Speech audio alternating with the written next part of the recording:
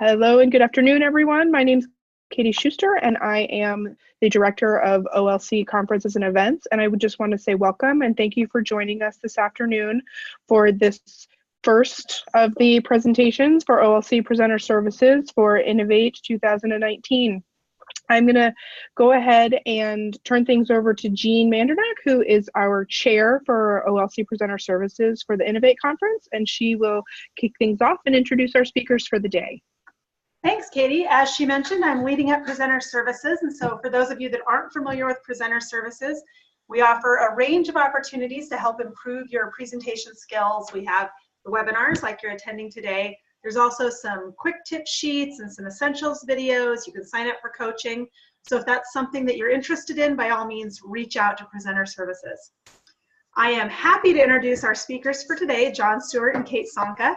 Not only are they leading us up today, but they're actually co-program chairs for OLC Innovate this year.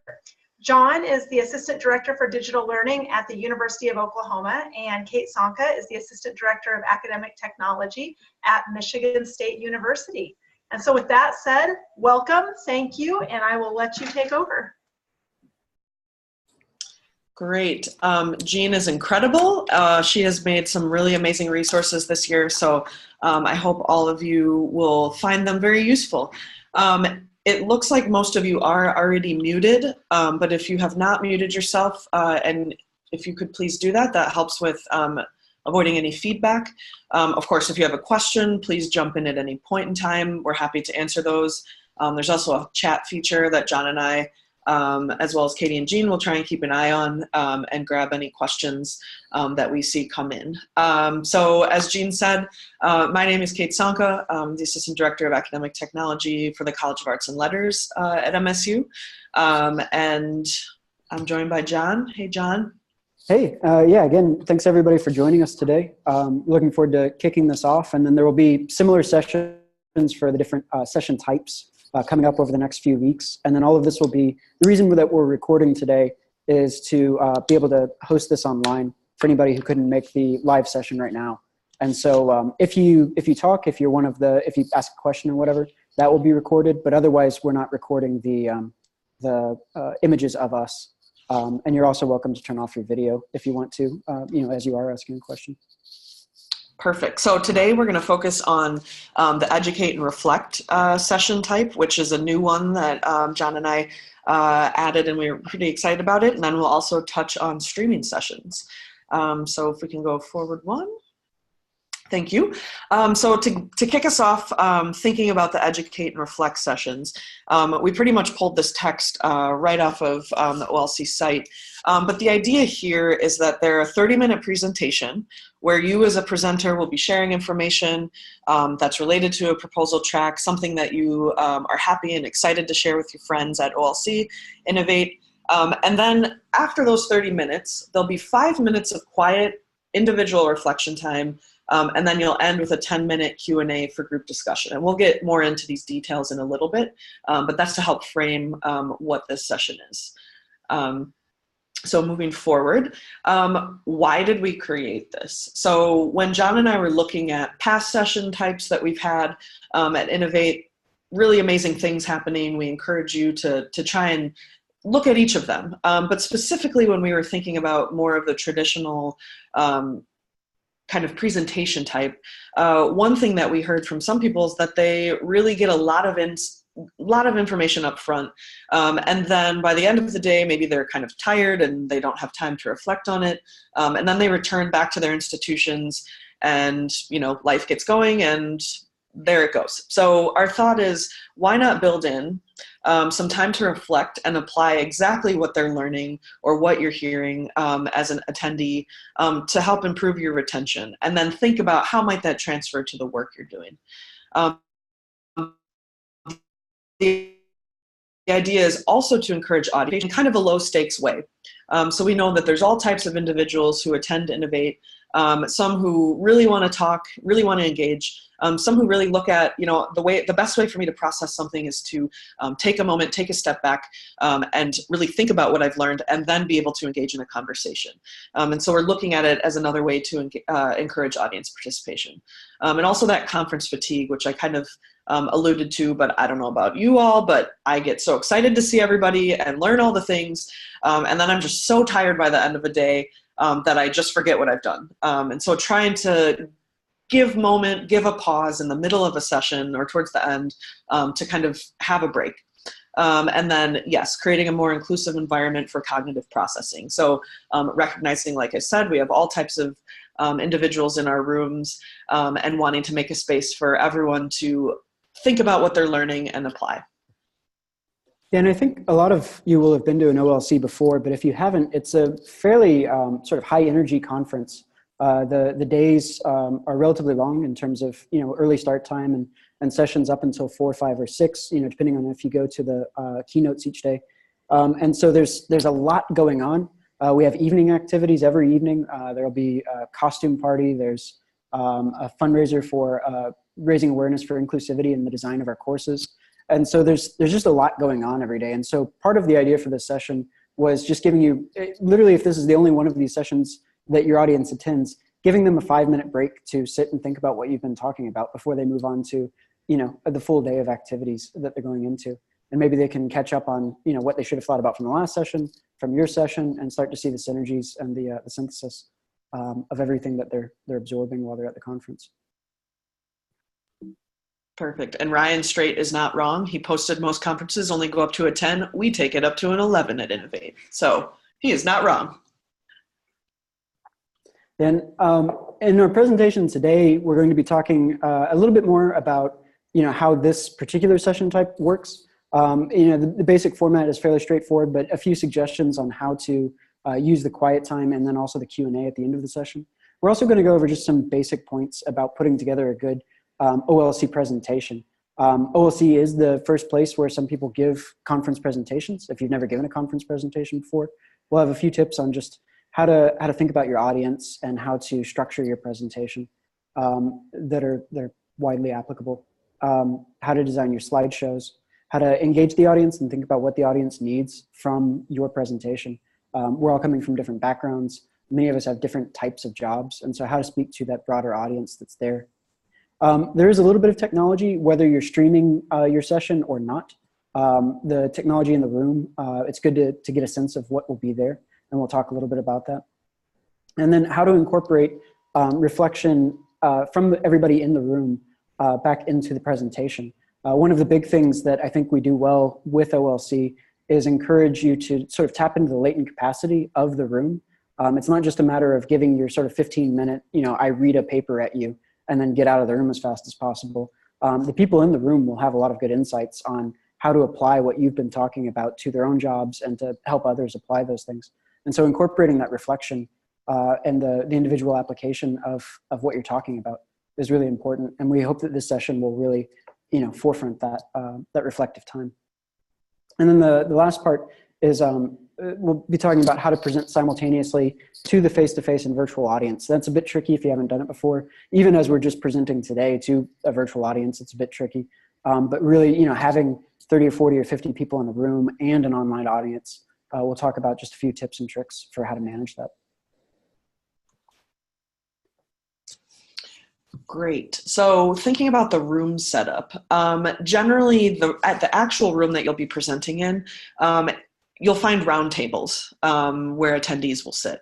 And every room has some sort of podium or head table set for 3 people where you can set up shop. We do encourage people to move about the room if that's something that's comfortable to you as a presenter. And we cannot stress enough to use a microphone if it is in your room. Some of the rooms might be a little bit smaller, in which case you might not have a microphone in there, but if you have a microphone, please use it. And even if you have multiple presenters and just one microphone, I know that sometimes passing it back and forth can feel a little awkward, but it's really important. And especially, yes, Katie just made a comment, especially for streaming, but definitely from an accessibility standpoint. So we don't know who's in the room. Being able to reach everybody and make sure people can hear what is happening is important. And then always using that microphone to repeat any questions. So if someone shouts out a question and you can't get to them in time, to use that microphone, please get to them. Ask them to repeat their question with a microphone and or repeat it yourself if that's not possible within the time. So please always use the microphone, really important for both the streaming attendees and also from an accessibility standpoint.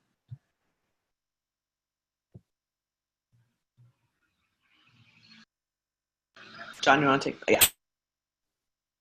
Yeah, and so this is one of the just sort of general pieces of information from OLC is that the way that the projectors are formatted in the rooms will work best with a 16:9 slide format, and you can set that whether you're in PowerPoint, Keynote, Google Slides, any of those will be able to support a 16:9 slide format. Starting and ending the session with an evaluation slide will be really useful, and encourage the attendees to submit evaluations. If there will be prizes for submitting evaluations, and then also presenter prizes for best evaluations and feedback on your presentations. And so we're really interested in what those evaluations are, and we can use that a bit after the fact to see sort of what our attendees were interested in hearing more about in coming years. And so that's really useful information for OLC and for us, Kate and I in particular, as we were doing the programming for this year. There is wireless internet in the conference space that can be a little glitchy at times. So it's good to have the PowerPoint or your presentation on your computer or on a thumb drive in addition to in the cloud, and having it in both spaces is really best practice. Most of the time the internet works perfectly well, but just be prepared in case it doesn't. And there are hallway monitors if there's an AV or tech issue. OLC brings a whole raft of people with them. And then we also have volunteers who can help with all sorts of different AV tech issues, not having the right dongle, something glitches with the projector. There will be plenty of people around to ask for help. And so please feel free to ask for help. Great. So when you're thinking about kind of some best practices for effective presenting, there's 4 areas that John and I want to talk about today. That includes focus, structure, interaction, and then considering takeaways or handouts that you might have. So if we get into the next one, we'll start with focus. So when you're thinking about what you're talking about, so you've gone through the process, you've submitted your proposal, it's been accepted, you're super excited to get out to Denver, and now you have to actually think about what am I going to talk about. So one way to really kind of get people excited about it is to start with a hook. So we've kind of heard that maybe growing up when we were writing, start with a hook, get your audience excited. So do it in your presentation. I often like to encourage people to high five themselves for being in the room, or high five someone next to them, or something really, really relevant to what we're going to talk about. It's also important to kind of answer this question of who cares. So great, I went into John's session because there was something about it that was interesting, but why am I really there? What is it that I really want to learn? What do I really want to hear? So if John in that moment at the beginning perhaps can say, hey, this is why you're here. This is what we want to talk about today. That's really great. It helps your audience understand, excellent, here's what we're going to get out of this session. Keeping it simple. So you don't have a ton of time, right? A lot of us can talk about the things we love for a long time, but these sessions can go really quickly. Speaking from personal experience, you're like, I have all the time in the world, and then you're getting your 5-minute warning, and you're like, oh my gosh. So kind of really boiling it down. What is the most kind of simple approach that you can take to your topic to cover everything that you want in the time? And then this is a big one, aligning the proposal and presentation. So I don't know about you, but it's also happened where at any other conference, you're like, excellent, John's going to talk to me about this and we're going to engage in a conversation. I'm very excited about it. I read the proposal, yes. I walk into the room and John starts talking about something totally different. I'm like looking around, am I in the right spot? So considering aligning what you said you wanted to talk about with what you actually are going to talk about. And then describing the slide content rather than reading slides, which I just literally did with that bullet point. But the idea here is that the information that you put up on your screen is simple, pared down, and it ends up being more conversational. If you're saying, here are the key pieces that I want you to see up on the screen, but then I'm going to say a little bit more about that. So those are kind of some really quick things to think about for keeping your presentation focused. And Kate, can you give us a couple of accessibility tips in terms of, is it good practice to have sort of full images on a slide, you know, an image and no text, or is it best to have a mix? Is it best to describe the images? Is it best to, you know, avoid reading these things, or should we be reading all of the text to everybody in case there are people with visual disabilities that can't read what's on the slide? Absolutely, phenomenal questions. So using images, absolutely do it, but describe what's up there. So later on in this presentation, there'll be a couple images. We've already had some, you know, here, there's an image up on the screen. This is what it is. Maybe even if it's decorative, you could say it's a decorative image of a sunshine with sunglasses. But if it's important to what you're talking about, you really want to make sure that you explain it. And that really gets at accessibility definitely, as well as universal design, right? So there might be an image that John has put on his slides and other people in the room right away understand the relevance. But I might not. It might take me a minute, or I'm not quite clear, or I don't really know what the relevance is. So always great when you have images to describe what those images are.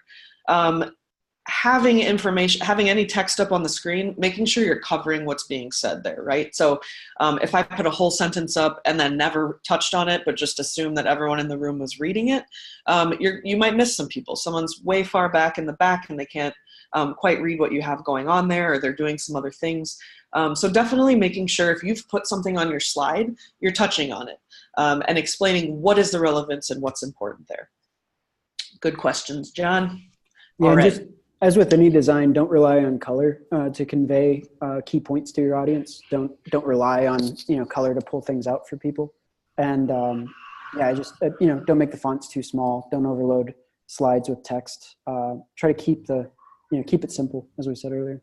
Yeah, and if you do have a lot of information and you're like, I don't know how to get this all on a slide, it's always okay to encourage people to contact you later, or maybe you have a printout of some information that you can hand people hard copies of it, or if you're open to sharing your slides in a digital format, making sure those are accessible, throwing up, we get to this in a little bit later today, but having a tiny URL or something like that where people can quickly get into your slides and access it that way. So these are all really great considerations for thinking about your presentation.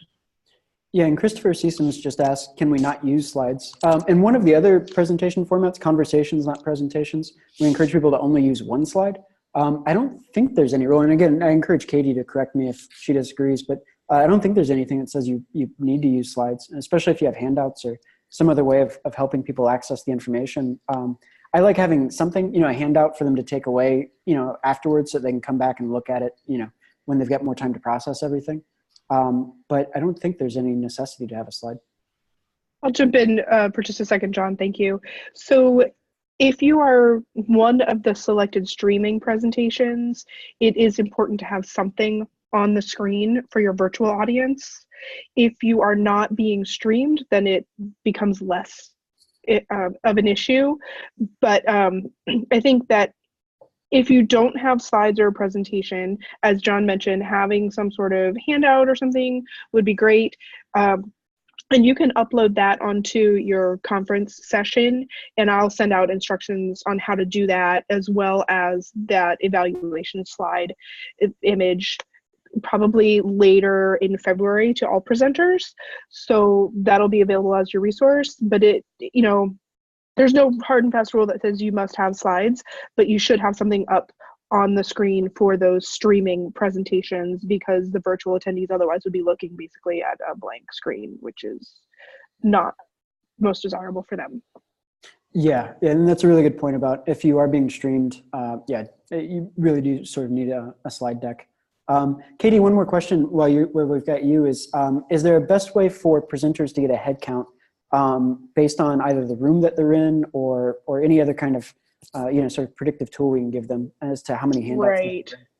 So because we don't require pre-registration for the sessions and attendees are free to go to any sessions that they want to go to, we can't give you a head count. What I can recommend is making sure that you do upload any handouts or your slides or anything, your presentation materials, to your session page that I had previously mentioned. That way they are available to anyone as a digital download. So, and you should be prepared for anywhere between 5 and probably 75 to 100 people in your room. Our average session attendance, I think, is in the 30s. There are certainly going to be some presentations that will have 100, or, the room will be at max capacity, and some of those rooms can hold 100 to 120. But then there will certainly also be presentations on the other side of things that, will have only a handful of attendees.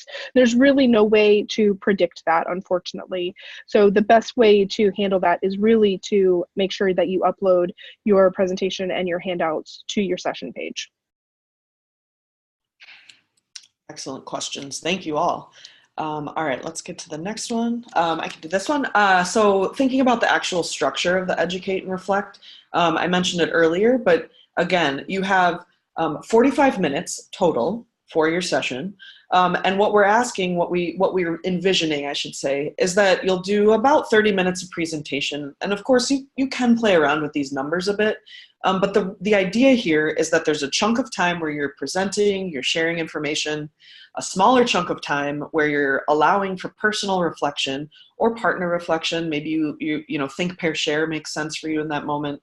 And then you're coming back together for some other chunk of time to do some Q&A, kind of more traditional maybe that you'd think of at the end of a presentation. So when John and I were talking about this, it kind of made sense to say, great, 30 minutes, half an hour, you're talking, thinking about what you're doing, 5 minutes for personal reflection, and then 10 minutes for Q&A. So that's what we're recommending, but of course, as you start to build out your presentation, you might feel like those numbers should be adjusted a bit. Really important since this is a new session type, we've put information out there about what this is, but it's good for you at the start to inform whoever's in the room that you will be doing this sort of session type. Hey everyone, going to talk for a bit, you're going to have personal reflection, and then we'll come back. Because what you don't want to have happen is, here's my 30 minutes of talking, and now please write something, and then everyone leaves. And you're like, whoa, we're not done. We still have some things to talk about. So encouraging people to really use that time for what makes sense for them, and to stick around for the Q&A. One way that this might kind of, you might tempt people to stay or encourage people to stay is to actually have some questions on hand. So you could leave it open-ended. Please, write down some personal reflection ideas that you have, or here's some specific questions based on what we've just talked about that I'd like you to consider during this time. How might you apply it to your own institution? What made sense to you about this? What needs to, change? And then you could consider using the kind of end piece of Q&A to integrate some of that reflection that has happened, or any of the further discussion that needs to happen that people might have thought of during that time. So if there's questions about what we're doing here, please let us know. But yeah, I'd say those are kind of the key takeaways for thinking about the structure of these Educate and Reflect sessions. Yeah, and part of the idea on these was to give people a space where they could give sort of a traditional conference paper, literally reading a paper if you needed to. But it doesn't need to be that. You could use that 30 minutes of presentation window to, do some sort of active learning activity, to lead discussions, those types of formats. And so it doesn't need to be paper followed by, quiet time and then Q&A. It can be, you can use that presentation time for other types of formats as well. But the key was just that idea of, let's kick out this new idea, share it with everybody, give people time to reflect on it, and then have some Q&A to be able to play with the idea a bit. For that final Q&A, and even in the earlier parts, if you're wanting to do something a bit more active, think ahead of time of what you want to do to encourage interaction. As Kate was saying, it's good to bring some questions with you. And, we all been in a classroom where you ask if anybody has any questions, and everybody just sort of sits there, very quietly and meekly. And so think about how to help spur that conversation as you get into the Q&A period. You want to be strategic with it. You don't want to detract from what you were doing before. I'm all for games and gamification, but not if it sort of takes away from what you were doing in the earlier parts of the session. And so consider the fit and flow as it works. Lightening the mood is always good. As Kate was saying, getting a high five in at the beginning of the session. I'm really encouraging people to turn and talk to their neighbors. If people want to be quiet during the quiet, part of the Q&A, or quiet reflection time, that's great. But during the Q&A, it can be think, pair, share. It can be small groups. It can be just, having people think about how are you going to take back what you've learned today to your own institution and apply it to the classes that you're designing or the classes that you're assisting with, or your own classes if you're teaching. How are you going to, to take this and transfer it into your home environment? So several different ways to do all of this, obviously. Bring questions with you. Bring a poll and poll the audience. If you're doing a streaming session, we'll talk about a couple of different polling tools later on, but you could use those in the room as well. Quick games. There are card games that help to spur conversation. You could bring we've got various dice games in our office that help to just create questions, even if they're in some ways nonsensical, but just to get the conversation rolling. And so anyway, just spend a few minutes thinking, obviously we're all going to be fairly well prepared for our presentation, but think also about how you're going to use that Q&A time to really spur interaction. I'm going to try to catch up on the group chat here for just a second. Do you provide a facilitator to help with engagement with virtual audience? That's a good question. Yeah, Katie's been answering some of those. So okay. Yeah, she said there is a session chair in the room for those that are being streamed as part of the virtual conference offerings. We'll monitor the virtual audience chat room and can help you connect with the virtual audience. And then we have a question, is the virtual audience only for those live streaming? Yes, is that correct, Katie? Yes. So I was actually in the middle of typing a response to that, but sorry. No problem. So the virtual conference audience is only able to access those presentations, and there are probably about 80 total that are live, that are going to be live streamed.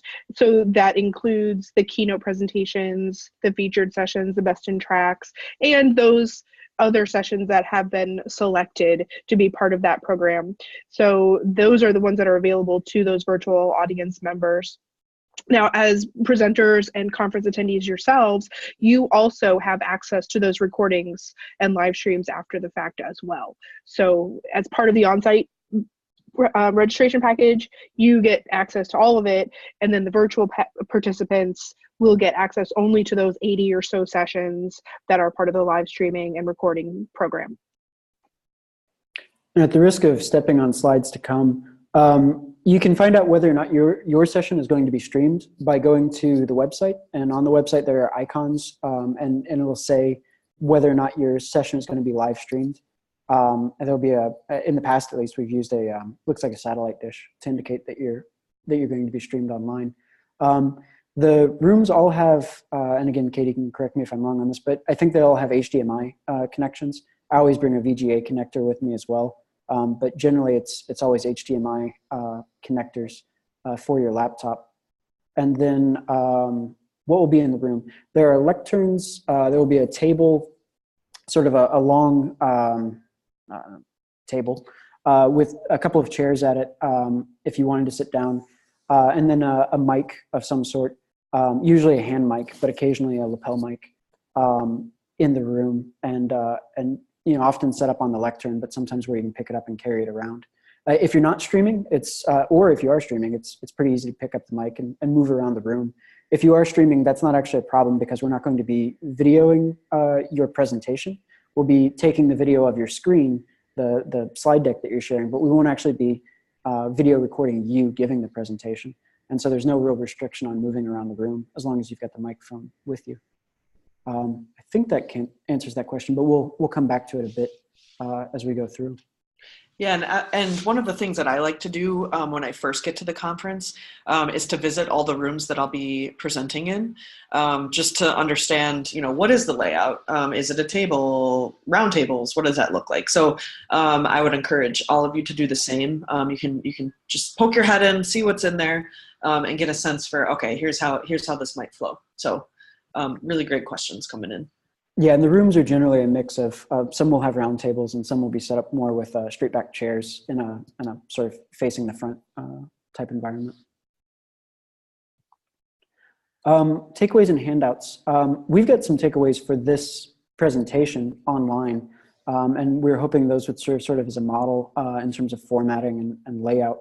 But other tips on setting up the takeaways, handouts. Make sure that you have links to any online resources that you want in there, have the URL or I guess QR codes in the handouts. Let's see, upload these to your conference management system, as Katie has already said, and that way people can download them, and especially if you don't, that way if you run out of handouts, that won't be a big deal. But also if you're being streamed, that the online participants will be able to get a hold of those. And again, if people lose your handout or just drop it or throw it away or whatever, they have access to it once the conference is over as well. And then I was going to ask Kate again for tips on making the physical materials accessible, and then also the digital versions of those physical materials accessible. Yeah, absolutely. Jean has put together some resources as part of presenter services that talk about making digital content accessible. So a PowerPoint, if that's what you're using, or if you're uploading Word documents. So definitely locate that information in the presenter services resources. There's also, of course, just going out to Google and looking for Microsoft Word accessibility tips. If you are using any Microsoft Office Suite products, they have accessibility checkers built in, so that can help you ensure that materials are accessible. I generally like to encourage people to stay away from PDFs. They're not as easy to make accessible, but if you have questions about that, there's also stuff out there on how to make an accessible PDF. If you have handouts, a lot of what we've already talked about, kind of plain language, describing what's on there, those sorts of things. But generally from a universal design standpoint, if you have them as hard copies, but also have them as the digital copies, that way attendees are able to access that information in a way that is best for them and makes sense to them. So yeah, I think that's kind of the key takeaways on accessibility. I'm always happy to talk to anyone about accessibility. We also have a diversity and inclusion team or subcommittee working as part of Innovate, the Innovate conference, who is also considering a lot of this as well. So there's certainly support around how to help you think about making accessible documents. So please, if at any point you have questions, come and find me, find those resources on presenter services, and good old Google helps out with that too. So yes. Yeah, and Jean has just shared the diversity and inclusion guide here in the chat room. It's about 4 chats up right now. And then also the slide design guide is here in the system. And so those, and then now the streaming presentation guide. And so all of those will be useful both as models and then also have great information in them. And I was going to ask Kate, are you doing, or is anybody doing the pop-up diversity and inclusion shop that y'all did last year? What did we call them? The office hours? Yeah, sort of the open office hours. Yeah, I believe that's in the cards for right now.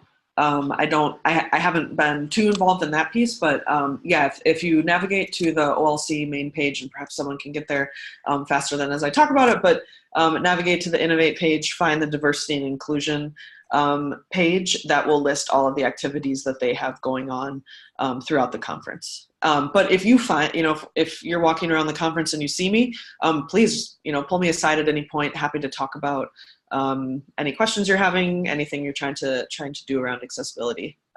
Absolutely. Yes. Thank you, Angela Gibson, for putting that up. Yeah, and this accessibility and inclusivity will be one of the big themes of the conference, and so that we hope that that everyone will be picking up, sort of new and useful information no matter where you are in terms of the spectrum of, even Kate, who focuses on this stuff, hopefully we'll learn some new stuff there. So. Awesome. All right. This probably should go pretty quickly because I think we've kind of been weaving streaming into our conversation, and there's a lot of great conversation happening in the chat, which I'm trying to keep up with. But so thinking about these things for those of you who have a streaming presentation, so considering inclusion, which we've been touching on, technology, how to engage your virtual audience, some of the stuff to expect, and evaluations. So the first one, inclusion. So again, we've just been talking a bit about making documents accessible, but remember, if you do have a virtual, some virtual attendees, to kind of check in with them. So, right now, knowing that there's people on the chat, trying to keep an eye on that, encouraging people to jump in with questions, touching base with the person who would be in your room, the moderator, however they're called, to kind of say like, hey, if a question comes in at any point, feel free to throw that out there, or I'll take questions at the end, kind of getting on the same page around that. And how's everyone doing out there? You guys hanging in there? Guys and gals, considering your slide design, which we've talked quite a bit about, but again, just remembering they'll be able to see your slides, so ensuring that you're making them interesting. Here we have a picture of some feet and a microphone. I mean, we could talk about that all day if we want. It is not sandal weather here, for example. And then making sure that you're always using your microphone, always from accessibility standpoint, and so that your virtual attendees will be able to hear what's going on. And again, if you aren't able to get to someone after they've asked a question, or get to them before they've asked the question with the microphone, please restate that question as a way to make sure that everyone was able to hear what was asked. Yeah, and I think sometimes, especially when we get to the Q&A, we sort of, set down the mic and think that we're more or less done. And so the image here was really as a reminder to keep a hold of it and carry it around. Especially for the streaming sessions, and to repeat the questions back and all of those kinds of things. For technology, like I said earlier, HDMI port or dongle. My computer doesn't have an HDMI port, so I'll have my dongle with me. You can, and Katie might not like me saying this, but you can bother the OLC people for dongles. They don't have like an infinite supply of them, but they will occasionally come through in a pinch. So the way it works is we do have a small handful of various types of dongles that we can loan out on a first come, first served basis. And we ask for a small piece of collateral, such as your license or something like that, so that you are sure to bring it back, because we do own those and only have a small number of them to loan out. So I do encourage all of you to bring your own adapters or dongles that we can help usually in a pinch if one happens to not make it into your bag. And the other side of this is that at least 20% of the crowd will be educational technologists, and so there'll be a lot of stuff floating around. People will be happy to help with any of these presentations, I think. Encourage the virtual audience to use the chat, and that is particularly important because that's really the only way for them to get questions into you. And so the person in the room, there will be a person in the room helping to run the streaming session and making sure that everything is working for them, and they can communicate some of that chat to you. Also, if you are presenting in this format where there's time for quiet reflection, that would be a good time to sort of read through any of the chat history or talk to the person in the room who's helping with the streaming and get caught up on what's going on that chat stream, and then incorporate those questions into the Q&A. And then by sharing your slide deck and by sharing your downloadable handouts on your presentation website on the OLC site, you can ensure that everybody has access to all of this. And again, that also helps with accessibility if people can have access to your deck and to your handouts.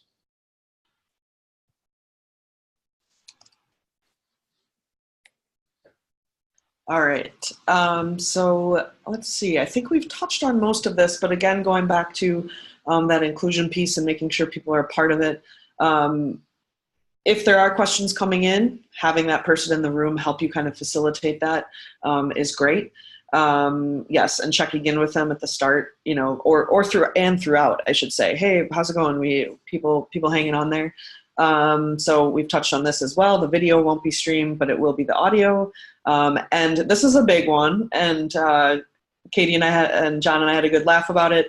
The mics are live. So any sidebar conversations going on, one, that can be distracting, of course, if there's a lot of kind of background noise for the streaming people, you know, hearing what's the people who are on the streaming session being able to hear it. But, you know, whatever you might be talking about or saying, I mean, the mic will pick it up. So just being aware of that. Yes, we don't want any hot mic scandals, as Ryan succinctly said. So just being aware those mics are live and considering what noise is coming in and what words are being said, because the virtual audience will be able to hear that. So yeah, I think we've pretty much covered most of the rest of this on here. And the hot mic point is particularly important on Thursday and Friday as the conference winds down and we all get a little punchy. That's true. So, yeah, beware. There are several tools. I think we've all played with different kinds of polling tools in our classes or at least seen them floating around campuses and in the online environment. Here we listed out just a few: Kahoot, Slido, Poll Everywhere. The conference itself has used Slido for the last couple of years to bring in questions during the keynotes, and I think we'll be continuing that this year. I've used Kahoot at several conferences, and it's nice as a sort of gamified way of doing a poll for your audience, and you can have questions. And with both Kahoot and Slido, that can be shared with the in-room participants and the online participants, so that they're both engaging in the same game or the same question system. There are lots of other tools like this. I mean, Google Docs as a fairly straightforward tool for at least allowing a form of communication amongst all of your attendees, both in person and live. And then, usually there is some Twitter chatter going on as well, which we hadn't mentioned anywhere in the presentations before. But there will be most likely people both talking about your presentation from the room and then also possibly having questions for you from Twitter. And so if it's something that you're interested in monitoring during your talk, or at least checking afterwards to see if people have been talking about your talk, something to be aware of. Lori asks, are we using these both in room and online? You can. I think all three of these. I'm less familiar with Poll Everywhere, but I know that Slido and Kahoot you can set up just with an access code, and anybody that you give the access code to, whether they're physically with you or virtually with you, can use it at the same time. Great. And then our last one, evaluations. So OLC has an evaluation that attendees can use to provide feedback on your session. So we definitely encourage you to make sure that your session participants know where to find that and to make sure that you're getting that feedback. Yes. I think, are there any other questions? Thank you to Katie, who was keeping up with the questions as they came in. Happy to answer questions either if you want to say them out loud or if you want to keep putting some in there. Putting some in there, meaning in the chat. It's the end of the day, people, come on. Please let us know if you have other questions, but John and I are really excited to see all of you. If you see us walking around, please say hi. We love meeting new people. I know there's a lot of you on here that we have talked to before and have met, but yeah, I think, yeah, as Katie said, a couple of us, John and myself and Katie will, and perhaps Jean as well, hang out for a few minutes after if people have questions. But thank you all for joining us today. We're really excited about this Educate and Reflect session, which is a new one. We're excited to hear how it goes. Good or bad, we want that feedback. And then of course, streaming is always so important for those that aren't able to be there in person with us. So yeah, happy to hang out for a few. Yeah. I think Jean or Katie might be able to answer the question of where is this link for the recording going to be. And so maybe one of them will throw it in the chat room for us. Yeah, so I can answer that right now, John. It'll be on the presenter services page, which I can grab that link. But basically in that webinar section, I will just add a link to the recording once it's rendered and all that. I'm trying to paste it in. Nope, that's the wrong link. But anyway, so I'll have those on that page. And I'm not sure why my browser isn't working properly right now. It's probably because I've got so many things going on. But I'll put that link in there momentarily. Perfect. Great. Yeah, and as y'all are heading out, I was going to mention really briefly just a couple of things to know about OLC. Is one of them is that the design studio, the innovation lab, I think the innovation studio this year is a great place to hang out in between sessions and to meet people. They have sessions in that space as well, but it's in between sessions they'll have all sorts of different activities and ways of meeting people at the conference. So if you haven't been to an OLC conference before, check out the OLC Innovation Studio, and we'll be there a good bit, I think. And then also we've got a quiet space for reflection, sort of a Zen zone, can't say it, which would be nice just to go, sit and take a breath, charge your phone maybe, chill pad, as Ryan said. Yes. And then there are some evening activities, which we mentioned earlier, but late night, so after you've had dinner and you're like, hey, I'm not quite ready to go to bed yet. I want to hang out. So usually around 9 p.m., from 9 to 10, there's different activities happening each evening. So if you are a night owl, there'll be some stuff happening there. I've heard, campfire, although not really a campfire because we're at a hotel, but, fire we can all gather around, let's say that. There will actually be a campfire outside. There's a fire zone, and there's a whole thing going to be going on. So BYO marshmallows. Yes. Hot dogs. Always. Yes. Always.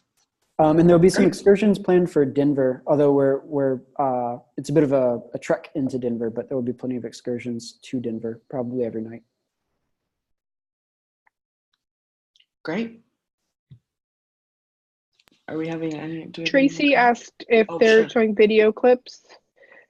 Will that audio be streamed? So if your presentation is one of the streamed presentations, the 80 or so streamed presentations, yes, all of that audio that goes through your computer as part of your presentation, as well as all of the audio that you use you put through the mic, will be captured as part of the streaming, live stream and recording. And MediaSite will have all of their equipment already set up in the room and already tested. So all you will need to do is go in and, connect your computer to the HDMI cable. There will be a MediaSite operator who will be roaming around to assist as needed. So it should be pretty seamless. I would encourage you, though, to also add the URLs for any videos that you're going to be sharing, just in case something goes wrong, that people can look at that URL and pull it up on their own computer if it's something that's in the cloud, whether it's on YouTube or Vimeo or wherever. And maybe put the links for any videos in your handouts as well if you're preparing those. Yeah, those will be especially helpful for the virtual audience and anybody who goes back to watch the recording later as well.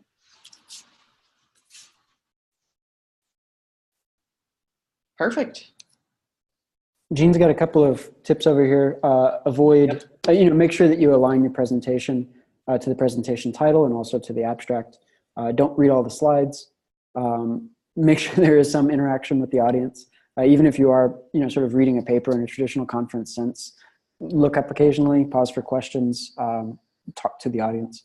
And then tell us why you're passionate about whatever it is you're presenting. And obviously you've taken the time to come join us and show us whatever you're presenting.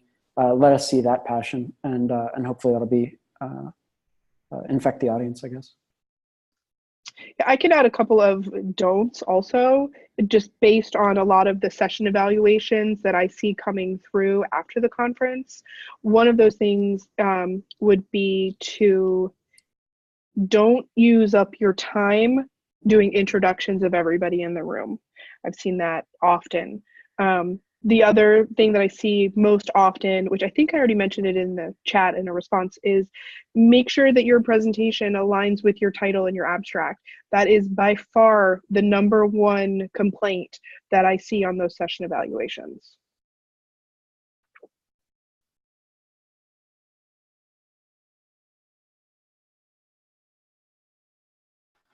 Are we good?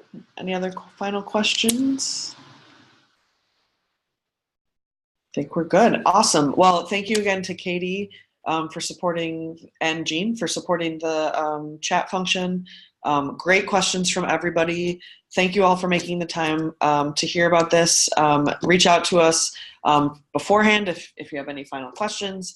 And definitely find us when we're all in Denver in just a couple months now. So see you all there. Thanks, everyone. Thanks, everyone. Thanks, John and Kate. We really appreciate it. Very helpful. Bye, everyone.